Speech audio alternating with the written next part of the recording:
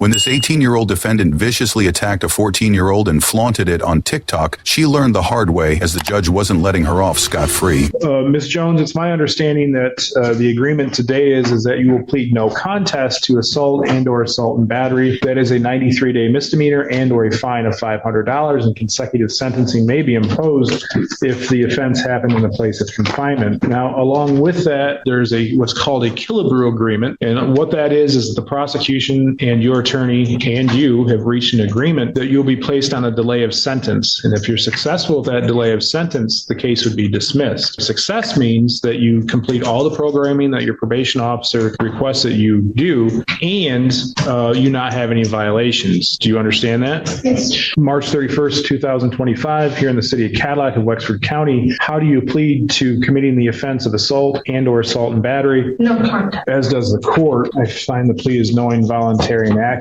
As such, Ms. Jones, I find you guilty of assault and or assault and battery. In particular, on March 31st, 2025, there is a video that shows Ms. Jones hitting, kicking, kneeing as the victim is lying in a fetal position. The victim is a 14-year-old middle schooler.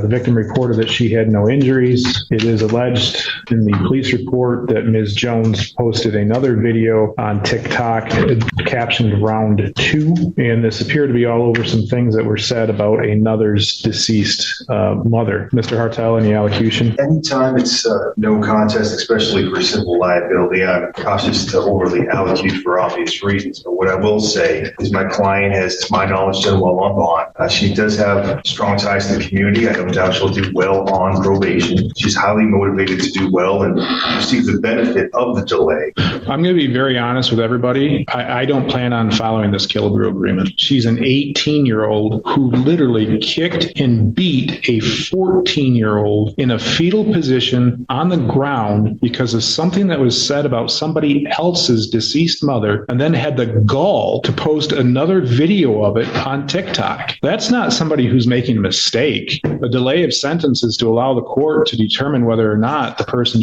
will be successful on a term of delay in sentence and hopefully follow through with the plans. From what I've seen from Ms. Jones, this is not a one-time mistake. Ms. Jones has been in and out of this, whether it's this court or the probate court or somehow tied with other events. What I'm going to do is I'm going to set this over for sentencing. As I sit here today with the information I have, I cannot in good conscience let this just get, for all intent and purposes, swept under the rug.